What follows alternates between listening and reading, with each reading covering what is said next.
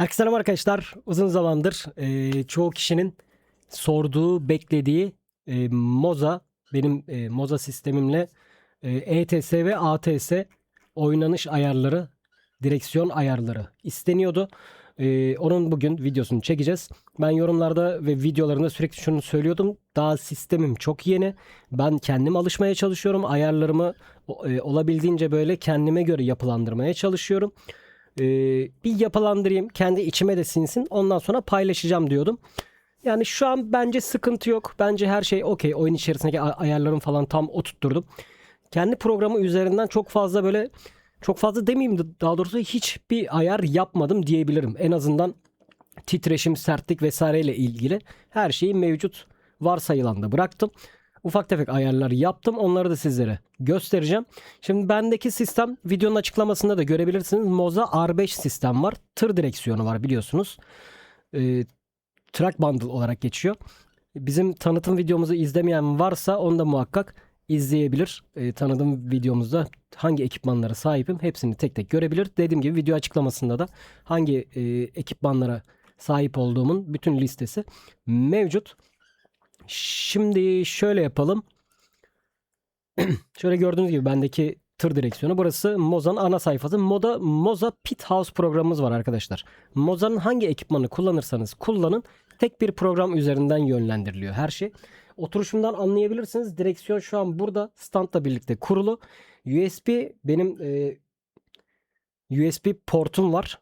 Standa bağlı. Onun ara aparatı, ara USB'si kısa olduğu için çok fazla geriye atamadım. Biraz yakınımda duruyor. Ben de şöyle çapraz oturarak sizlere anlatmaya çalışıyorum. Çünkü direksiyonu önüme alsam çok uzak mesafede kalacağım. Kollarım böyle kalacak falan.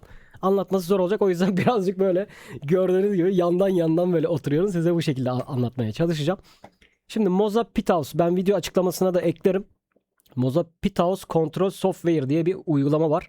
mozaracing.com sayfasında support bölümünden bulabiliyorsunuz bunu, ama ben direkt burayı link olarak sizlere bırakacağım. Buradan download now dediğiniz zaman küçük bir indirme yapacak. Onu bilgisayarınıza yükleyeceksiniz. Şu program karşınıza gelecek. Bilgisayarınıza USB'lerinizi, Moza ile ilgili hangi USB'leri kullanacaksanız onların hepsini takıyorsunuz. Şurayı kapatalım artık. Ondan sonra bu uygulamayı açıyorsunuz. Zaten uygulama eğer USB'ler doğru bir şekilde takıldıysa, USB portlarınız da doğru bir şekilde çalışıyorsa, bir sıkıntı yoksa bütün cihazları şurada sol tarafta gördüğünüz gibi hepsini aktif bir şekilde sizlere gösterecek. Mesela bakın burası ana sayfa ama bunun bir altında R5 Well Base. R5'in tüm buradaki titreşim, geri bildirim, derece ayarlarını vesairesini gösteriyor. Hangi direksiyonu kullanıyorsanız o direksiyonun burada detaylarını, ışıklandırmasını, led aydınlatmalarını, ne bileyim üzerindeki tuş kombinasyonlarını, bunların ayarlarını vesairesini sizlere gösteriyor. Hangi pedalları kullanıyorsanız burada pedal detaylarını, ayarlarını yapılandırabiliyorsunuz. Şöyle gördüğünüz gibi. Mesela bakayım. Şurada benim debriyajım var mesela. İşte fren pedalım burada. Gaz pedalım burada gibi. Bunların tüm detaylarını buradan yapılandırabiliyorsunuz. Nerede kavrasın, nerede tam bassın, yumuşaklık derecesi vesairesi, bunları ayarlayabiliyorsunuz. Onun dışında bende şurada bir ekran var biliyorsunuz. Moza'nın tanıtım videosunda göstermiştim. Küçük bir ekran var. ETS'de ben bunu bir gösterge paneli olarak kullanıyorum ve navigasyon olarak kullanılabiliyor. Ama farklı oyunlarda da bir sürü burada seçenekler var. Bunları ekleyebiliyorsunuz, kullanabiliyorsunuz. Ekstradan kendiniz de oluşturabiliyorsunuz. Çünkü uygulaması var. O uygulama üzerinden kendiniz istediğiniz her şeyi, kendi fotoğrafınızı bile koyabilirsiniz. Yani öyle söyleyeyim sizlere. İstediğiniz her türlü görseli vesaireyi oluşturabiliyorsunuz. RPM ledlerinizi buradan detaylı bir şekilde ayarlayabiliyorsunuz. Renklerini değiştirebiliyorsunuz yine. Buradan hepsini ayarlayabiliyorsunuz. Telemetri sistemini buradan ayarlayabiliyorsunuz. Bu hub, birden fazla USB bilgisayara takmak yerine böyle bir hub kullanıp tek USB ile bilgisayara bağlantı yapabiliyorsunuz. Bu bende yok. Zaten bütün her şey direksiyonun arkasındaki base'e takılabiliyor. Ben hepsini base'e taktım. Sadece USB ile bağlı. Ne o? Sinyal kollarım benim USB ile bağlı. O base'e takılmıyor. Harici bir USB ile bağlayabiliyorsunuz onu. Vites topuzum burada. Vites topuzu da aynı şekilde tüm detaylarını buradan yapılandırabiliyorsunuz. Ondan sonra el freniniz varsa, bende bu el freni yok mesela. Bende şu el freni var. Buradan onun ayarlarını, detaylarını yapılandırabiliyorsunuz. Nerede kavrasın? Buton olarak mı çalışsın? Yoksa kademeli el freni gibi mi çalışsın? Bunu yapılandırabiliyorsunuz. İşte benim sinyal kolum vesairem burada. ETS ya da ATS oynayacaksanız muhakkak şunu seçmeniz gerekiyor. Bunu seçmezseniz birazcık ilginç çalışıyor çünkü sistem. Ondan sonra hemen şuraya gelelim. Buradan firmware güncellemelerini yapabiliyorsunuz. Her bağlı olan cihazın ayrı firmware güncellemelerini yapabiliyorsunuz ve bu uygulamanın güncellemelerini buradan göz atabiliyorsunuz. Her zaman güncel tutmaya çalışın. Mesela benim base'imde güncelleme var. Video çekeceğim diye yapmak istemedim. Videodan sonra R5 base'in firmware güncellemesini yapacağım. Şu anda 1.2.9.14'müş bendeki. Yeni sürüm 1.2.9.24'müş mesela. Videodan sonra bunun güncellemesini yapacağım. Diğerlerinin hepsi güncel zaten. Buradan genel güncellemeleri yapabiliyorsunuz. Buradan sistemin, bu uygulamanın ayarlarını görebiliyorsunuz. O kadar. Ama genel olarak tüm sistemi buradan ayarlıyorsunuz. Şimdi gelelim R5 ya da R9 olur, R3 kullanıyorsunuz, R12 kullanıyorsunuzdur vesaire. Her ne kullanıyorsanız kullanın. Bütün ayar menüleri sizde bu şekilde gözükecek zaten. Sadece bende R5 yazıyor. Sizde R3, R9, R12, R5 vesaire yazabilir. Şimdi ben buradan zaten hazırlanmış bir R5 ETS2 ATS diye bir seçenek var burada. Önceden hazırlanmış. Ben bunu seçtim. Ama isterseniz kendiniz bir şeyleri değiştirip kendiniz de kaydedip masa üstüne, yedeğinize bir yere alıp format attıktan sonra da tekrardan o ayarlarınızı geri getirebilirsiniz. Ama ben hazır olanı seçtim. Gayet de güzel olmuş, yapılmış. Ben buradaki o yüzden hiçbir ayarı değiştirmedim. Base'in torkunu sonuna kadar kullanmışlar. Ben olsam ben de öyle kullanırım. Yoksa ne anlamı var düşük torkta onu kullanmanın. Torku sonuna kadar kullanmışlar. Her şey sonuna kadar genelde kullanılmış. Sadece şuradaki şeyler genelde varsayılanda bırakılmış. Ben de bunları hiç ellemedim. Yani şu bölüme hiç ellemedim. Sizler de bence ellemeyin. Güzel bir ayar oldu benimkisi. Hatta bizim mod yapımcılarımızdan Harun Aras var. Harun Aras da bu sistemin aynısını aldı benden sonra. Benden ayarlarımı istedi. Tüm ETS ve buradaki ayarlarımın hepsini ona da gösterdim, attım. Dedi hiçbir şey ellememe gerek yokmuş. Senin ayarların 10 numara olmuş. Ben de senin ayarların aynısını kullanacağım dedi ve benim ayarlarımı kullanıyor şu anda o da. Şimdi direksiyonu kaç derece kullanacaksınız? Önemli olan o. Ben 1800 derece kullanıyorum. Siz 900 kullanabilirsiniz, 1080 kullanabilirsiniz, 1800'ün de üzerine çıkartabilirsiniz. 2700'e kadar desteği var çünkü. Ne kullanmak istiyorsanız buradan ayarlamanız gerekiyor. Benim gibi tır direksiyonu kullanıp böyle yatay kullanacaksanız onun bir şeyi var. Bağlantı aparatı var. O aparata base'inizi ters takıyorsunuz. Ters takmanız gerekiyor. Ters taktıktan sonra direksiyonunuz da doğal olarak ters duruyor. O ters durduğu için burada dereceniz doğru gözükmüyor. Tam tersi böyle baş aşağı durduğu için. Bunu tam direksiyonunuzu sıfırlayıp sonra center tuşuna bastığınız zaman direksiyon ters yerine düz duracaktır. Bunu bilmeyen çok kişi var. Bunu da buradan söylemiş olayım. Onun dışında ben buradan herhangi bir ayar vesaire hiçbir şeyimi değiştirmedim arkadaşlar. Sadece derece ayarımı yaptım, bıraktım 1800 derece. Yarış oyunları oynayacaksanız bunu 900, 720, 540 vesaire gibi değiştirmeniz gerekiyor. 1800'de yarış oyunları oynanmaz. 1800 derece tır ve otobüsler için arkadaşlar. Onu söyleyeyim. Kalkıp da 1800'de ben işte yanlayamıyorum, drift yapamıyorum demeyin. Yapamazsınız doğal olarak. 1800 derecede yapılmaz yani. Normalde 900'dür, 720'dir, 540'tır. O civarlarda yaparsınız. 1080 bile birazcık zorluyor insanları. 1800 zaten imkansız bir şey diyebiliriz. Burada başka herhangi bir ayarımız yok arkadaşlar. Ben hiçbir ayar yapmadım. Onu söyleyeyim. Ondan sonra şimdi şurada konfigürasyon, bakın burada oyunların konfigüre etme bölümleri var. Direksiyon üzerindeki o led aydınlatmalar vesaireler oyunlarda ETS'de, ATS'de mesela şeye göre, devre göre çalışsın istiyorsanız bunları, bakın ATS'de mesela şurada configurate yazıyor. Normalde configurate yazmaz. Şurada 2 tane seçenek gelir. Configure et der. Onu configure etmeniz gerekiyor. Yoksa oradaki o ledler, RPM ledleri çalışmaz arkadaşlar. Bilginiz olsun. RPM ledleri çalıştıktan sonra da ne kullanıyorsanız direksiyonunuzdaki o RPM ledlerinin tüm ayarlarını yapılandırmanız gerekiyor. O da şurada. Hangi direksiyonu kullanıyorsanız buradan seçiyorsunuz. Telemetri led mods var bakın. Şurası değil. Şuradan şu seçeneğe geliyorsunuz. Bunu buradan açıyorsunuz şöyle aşağı doğru. Buradan renklerini ayarlayabiliyorsunuz. Ondan sonra yüzdelik dilimlerini ayarlayabiliyorsunuz. Full gazda kırmızı yansın, sönsün gibi. Sarı, yeşil ve beyaz olarak buradan detaylarını kendiniz ayarlamanız gerekiyor. Şimdi gelelim oyunumuza. Oyun içerisindeki ayarlarımız nedir? ETS'de göstereceğim. ATS'ye de ben ETS ayarlarının aynısını yaptım. ATS'de tekrar göstermemize gerek yok o yüzden. Hemen şöyle oyunumuzu açalım. Oyunumuz bir açılsın.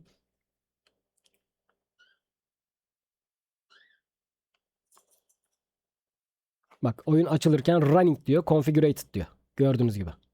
Onu configure etmezseniz o RPM ledleri vesaire oyunda çalışmaz arkadaşlar. Hem ATS hem ETS için geçerli bu. Diğer tüm yarış oyunları vesaireler için de geçerli tabii ki. Şimdi şöyle bir kariyere devam et diyelim. En son otobüs videosu çekmiştim yanlış hatırlamıyorsam. Kariyere devam et diyelim. Şöyle gitsin. Açılsın bir oradan ayarlar bölümü. Gerçi şeyden de o bölümden de ayarlar bölümüne gelebilirdik ama neyse. Kariyer devam et dedik artık bekleyeceğiz burayı. Yapacak bir şey yok. Şimdi buraya geldik. Sisteme giriyoruz buradan. Seçenekler. Seçeneklerden sonra kontroller var bakın. Kontrollere basıyoruz. Kontrollere bastıktan sonra sıfırdan ilk defa kurduysanız sisteminizi sizde klavye, mouse vesaire seçili olabilir. Buradan klavye artı Moza R5 Base'i seçeceksiniz arkadaşlar. Bunu seçtikten sonra ekstra başka bir USB bağlantınız yoksa bilgisayarınıza buradan herhangi bir şey zaten karşınıza çıkmayacaktır. Seçmenize gerek yok. Ama benim kullandığım gibi Moza'nın Multifunction Stalks var. Yani sinyal kolu, silecek kolu. O benim kullandığım sizde de varsa onu harici bir USB ile bilgisayara bağlıyorsunuz. Onu da o yüzden burada ikinci kontrolcü olarak şunu seçmeniz gerekiyor.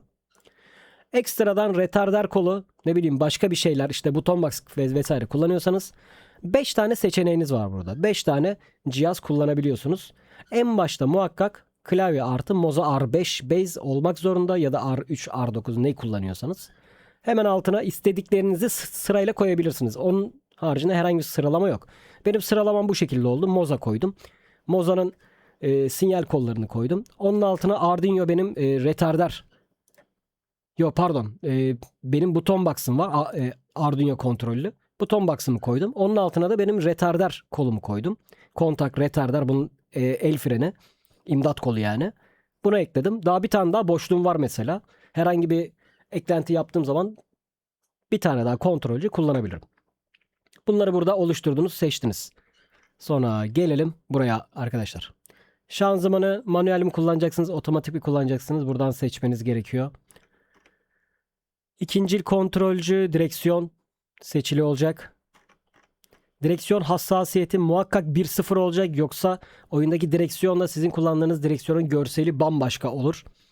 Direksiyon doğrusalsızlığı da aynı şekilde 0'da olacak. En solda olacak yani. Direksiyon simidi animasyonu aralığı. Şimdi o bizim kullandığımız Moza Pithouse programında şurada. Biz direksiyonumuzu 1800 derece yaptığımız için burada da bunu 1800 derece yapmam gerekiyor. Neden? Oyundaki direksiyon da benim direksiyonu çevirdiğim kadar derecede dönüş görselini sağlasın. Burayı 900 yaparsanız, 900 olarak bırakırsanız, kendi direksiyonunuz 1800 ise siz çok tur çevirirsiniz ama oyunda daha az tur dönüyor olarak gözükür. O yüzden 900 kullanıyorsanız burayı da 900 yapın. 1800 kullanıyorsanız burayı da 1800 yapın. Kaç yaptıysanız programda onu da buradan muhakkak yapmanız gerekiyor. Şimdi gelelim titreşim geri bildirim olaylarına. Force feedback tabii ki açık olacak. Genel şiddeti ben %80 yaptım. Bu şunların hepsinin genel ana şiddetini kapsıyor. Ben bunu %80'de tuttum. Diğer direksiyonlarımda %100'de kullanıyordum. Bu birazcık fazla tepkimeli olduğu için %80 yaptım bunu. Direksiyon toplama şiddeti. Araç hızlıyken %80. %80'de çok hızlı topluyor ama araçla mesela 5-10 kilometre ile gidiyorsunuz. Bir anda pat diye toplamasın. Siz gaza ne kadar basarsanız ona göre hızlı toplasın diye. Bunu da %35'te bıraktım. Gayet dengeli topluyor. Gerçeğe çok yakın Neredeyse birebir aynısını yakalayabildim bu şekilde. İç sürtünme %35'te bıraktım. O zaten kullanış hissiyatından onu anlıyorsunuz, iç sürtünmeyi. Motor titreşimini %1 yaptım. Diğer sistemlerimde bunu yüksekte kullansam da hafiften hissettiriyordu. Ama bunda %10, %20 bile yapsam inanılmaz titriyor sağa sola. O yüzden %1'de bıraktım. Çok hafif böyle elimi dokundurduğum zaman o titreşimi bana hissettiriyor. Fazla açtığım zaman gerçekten böyle hani oyunun görselindeki direksiyon bile çok fazla titriyor bu sefer. Ben %1'de bıraktım. Bu tamamen kullanıma bağlı, kişiye bağlı. Bazı kişiler bunu komple kapatıyor, sıfır yapıyor. Ama ben en azından elimi koyduğum zaman, o gaza bastığım zamanki devir yükselmesindeki o titreşim direksiyona da birazcık yansın. Elimde hissettiğimi istiyorum. O yüzden %1 bende. Daha fazla açarsam inanılmaz sağa sola titretiyor. Arazi yüzeyi. Toprak alanlarda vesairede böyle hani o girdileri, çıkıntıları, toprak alanı, kaldırımları vesaireyi, bu tarz yerlerin böyle bütün engebelerini hissedeyim derseniz bunu bayağı bir yükseltmeniz gerekiyor. Ama çok fazla böyle, hele ki masaya bağladıysanız masayı kaldırıp yerinden götürür, haberiniz olsun. Ben standta kullanmama rağmen %20'de kullanıyorum, yeterli geliyor. Tamamen aslında yani bu ayarlar kişiye bağlı arkadaşlar. Yani ben bunları gösteriyorum aslında. Benim göstermemin hiçbir faydası kimseye yok normal şartlarda. Çünkü ben standta kullanıyorum. Benim kullandığım stand R8 mesela, R38 pardon, R38 mesela X-Bloss'un. Siz bambaşka bir marka kullanıyorsunuzdur. Onun bile etkisi olur. Masaya bağlarsanız masanın inceliği, kalınlığı, ayak yapısı, onun bile çok etkisi olur. Ama ben yine de göstereyim. Çok isteyen var çünkü. Tümsekleri %33'te bıraktım. Çarpışmayı da %33'te bıraktım. Hani herhangi bir tümsekten geçince böyle paldır küldür sistemi indirip kaldırmasın aşağı diye, ya da çarpışmada böyle çok fazla standa vurmasın sistem kendini diye. %33'lerde bıraktım bunu. Şanzıman gıcırdaması, bu da yani bu yanlış vites atımlarında ya da debriyajdan bir anda ayağımızı çektiğimiz zaman böyle garş diye bir ses geliyor ya oyun içerisinde. Onun direksiyona yansıması oluyor. Titreşim olarak yansıması. Onu %20'de bıraktım. Önden kayma, güç destekli direksiyon, bunlara hiç dokunmadım. Bunlar %50'de geldi. %50'de de kaldı. Ben bunları hiç kurcalamadım arkadaşlar. Ne işe yaradıklarını açıkçası çok bilmiyorum bunların, kurcalamadığım için. Bunlar oyunda komple kapalı. Kimse de açık değil. Bunlar hep %100. Bunlar zaten hareket etmiyor. Bunları biz kontrol edemiyoruz. Bunlar hep %100'de duruyor. Onun dışında pedallarınızı, direksiyon ölü bölgesine, pedal eksenlerinizi, bazı kişilerde işte diyorlar ki abi benim gaz pedalım tam tersine çalışıyor. Mesela bak. Bak, gaz pedalı şu anda benim böyle. Eğer ters çalışıyorsa bunu buradan arkadaşlar ters ortalanmış mesela.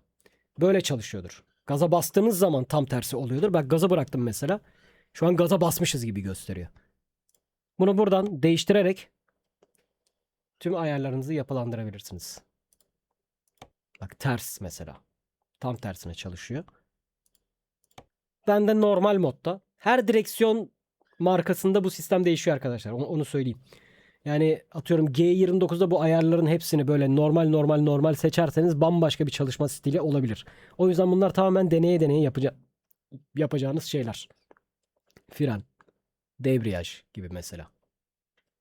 Her şey birazcık farklı çalışıyor sistemde. Ölü bölgeleri ben her zaman en sonda kullanıyorum. Ölü bölgeleri zaten açık kullanmanın bence hiçbir mantığı yok. Yani ölü bölgeyi açarak kullanan ben sanmıyorum olacağını, ama niye ölü bölge olsun? Niye ben böyle bastığım zaman bir boşluk olsun, ondan sonra sistem çalışsın? Ben mesela onları her zaman ölü bölgelerini %0'da kullanıyorum. Onun dışında bakayım. Tuş atamalarınızı vesairenizi zaten buradan yapıyorsunuz. Bunlar direksiyonla alakası yok bu işlerin. Klavyede tuş ataması nasıl yapıyorsanız direksiyonda da tuş atamalarını, vites atamalarınızı buradan yapacaksınız zaten. Onları göstermeyeceğiz. Ekstradan başka göstereceğim bir şey yok arkadaşlar. Yani oyun içerisindeki ETS ve ATS'deki benim tüm titreşim ayarlarım bunlar. Aslında benim tek göstermem gereken yerler şu. Ama ben yine en baştan beri her şeyi anlattım. Titreşim ayarlarım bunlar. ETS'de ve ATS'de olması gereken kesinlikle şu kontrolcü bölümündeki. Şu 1-0'da kalacak. Şu 0'da kalacak. Burada da direksiyon derecenizi kaçta kullanıyorsanız oyun içerisinde de onu yaparsanız sizin çevirdiğiniz direksiyon animasyonu görselinde olacaktır. Evet, Moza Pithouse programındaki ayarlarımızda. Bunlar dediğim gibi ben şuradan R5 ETS2 artı ATS Jackson Rao diye bir seçenek vardı. Ben bunu seçtim. Zaten ETS için sanırım başka da yok benim bildiğim. Aynen, başka da yok. Birisi benim kaydettiğim. Birisi de zaten official, orijinal olan. Başka da bir seçenek yok ETS, ATS ile alakalı. Buradan ben bunu seçtim. Hiçbir ayara dokunmadım. Dediğim gibi sadece buradan dereceyi ayarladım.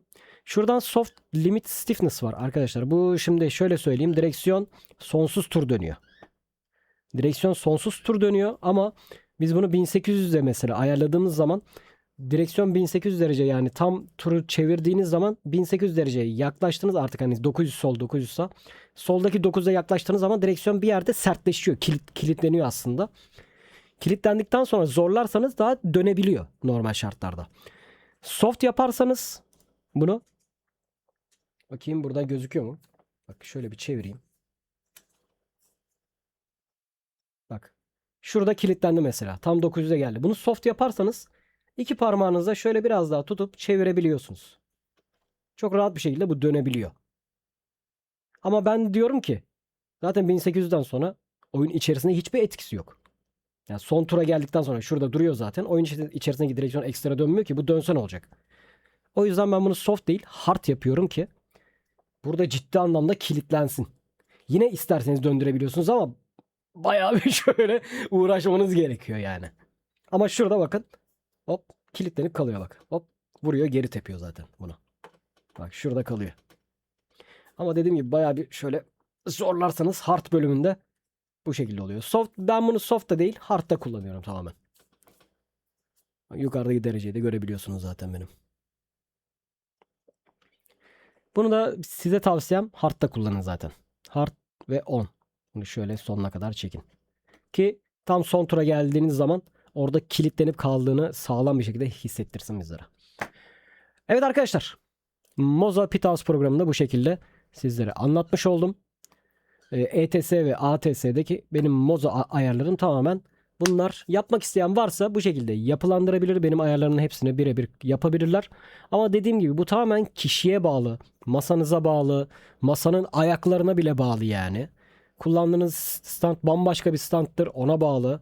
Yani birebir her şey olacak diye bir şey yok. Kullandığınız direksiyon, mesela ben tır direksiyonu kullanıyorum. Ona göre ayarlarımı yapılandırdım. Siz aynı Moza sistemin tır direksiyonu değil de normal standart üzerinde gelen küçük direksiyonu kullanıyorsanız bu ayarlar belki size hiç uyumlu gelmeyecektir. O yüzden bir şey diyemiyorum. Tamamen aslında kişisel şeyler bunlar. Yani kişiye göre, kişiye özel yapılması gereken şeyler ama ben yine de böyle bir örneğini göstermiş oldum sizlere. Sizler de kafanıza göre detaylandırabilirsiniz.